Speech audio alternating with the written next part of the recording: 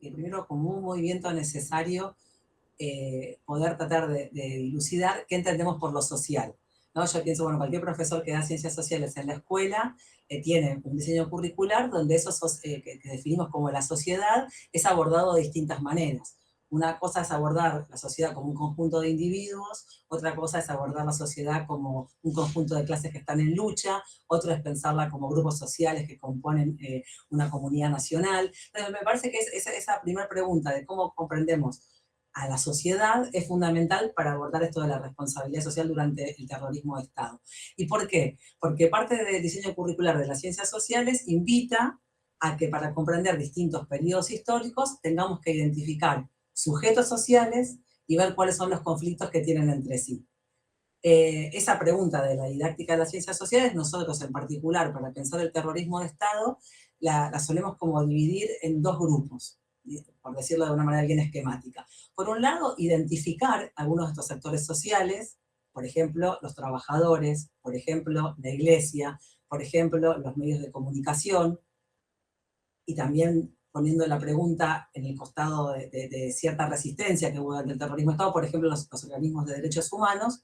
O sea, el primer movimiento es identificar a estos sujetos sociales.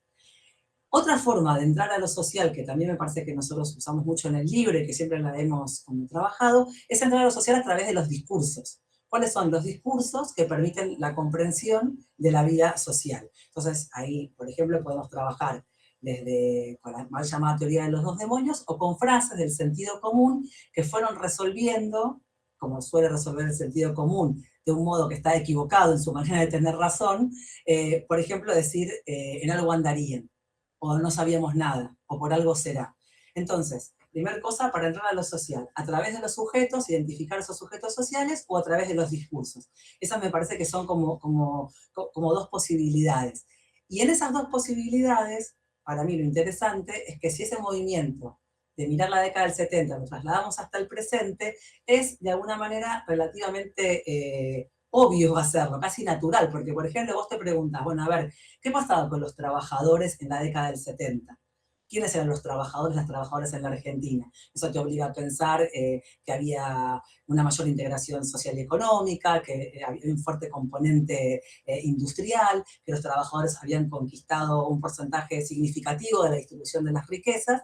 Y si tenés que pensar qué sucede con eso hoy, claramente la conformación es absolutamente diferente, es mucho más desigual, mucho más fragmentaria, te obliga a pensar por qué un porcentaje de alrededor del 40% de los trabajadores están en la informalidad. Entonces, de alguna manera, si vos te focalizás en un sujeto social, en un actor social, podés ver esa transformación con mucha fuerza.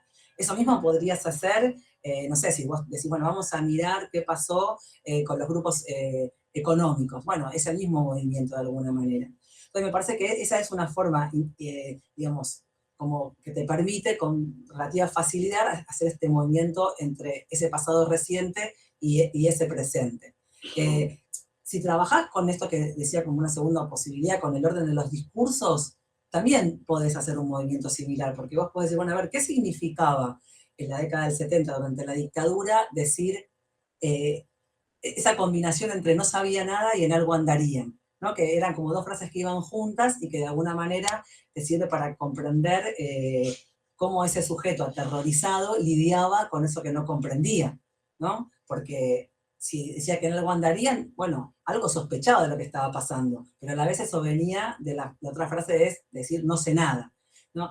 Y me parece que hoy, para un presente también como súper desconcertante, digamos, también hay de nuevo, digamos, esa posibilidad de entrarle a ese presente a través de las formaciones discursivas, que bueno, tal vez una manera sencilla de hacerla puede ser o mirar el lenguaje de las redes o mirar ciertas formas discursivas que utilizan los jóvenes, ¿no? Bueno, ciertas frases que utilizan y demás que también pueden servir para indagar ese presente.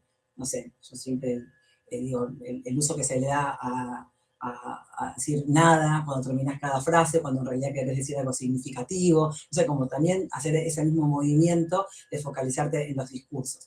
Eso solamente para abordar lo que decíamos como, bueno, lo social, la sociedad. La otra, digamos, palabra de ese componente de responsabilidad social que sería esta idea de responsabilidad, también me parece que se puede ir desarmando. Si uno diría, bueno, a ver, ¿qué significa la idea de responsabilidad cuando uno vive en una comunidad? Es de alguna manera, ¿qué obligación vos sentís que tenés frente al otro? Ese otro, esa otra puede ser de tu hijo, hasta tu alumna, hasta tu vecino, o hasta un compañero de militancia, o un ciudadano que comparte con vos un territorio nacional. O sea, siempre hay frente a ese otro una posición de responsabilidad, en el sentido en que el hombre es un ser social, no vivís solo. Ahora, esa responsabilidad, como nosotros la pensamos en el terrorismo de Estado, es a partir de detectar en esa idea de responsabilidad distintos matices. Si, bueno, una cosa fue un represor que torturó, otra cosa fue una persona que delató, otra cosa es una persona que se mantuvo en una posición de cierta pasividad cómplice, y otra cosa es una persona que mantuvo una posición resistente. O sea, dentro de esa idea de responsabilidad, me parece interesante que vos puedas como, se pueda ir marcando como esos matices. En particular, por ejemplo, si uno piensa en el libro que hicimos Palabras Clave, y por ejemplo, la entrada vinculada a la educación, ahí está bien marcado todos estos matices, porque nosotros decimos, bueno, una cosa es el que se sentó a redactar su versión en el ámbito educativo, ¿sí? Un manual para la escuela detectar supuestos elementos disonantes de la vida occidental y cristiana. Otra cosa es el directivo que usó ese manual para marcar colegas docentes. Otra cosa es el profesor que estaba aterrado y hacía lo que podía. Y otra cosa es un docente que, por ejemplo, creo que pusimos ese ejemplo ahí, le sugería a los padres comprar ediciones viejas de los libros para que no hayan pasado por la censura del terrorismo de Estado.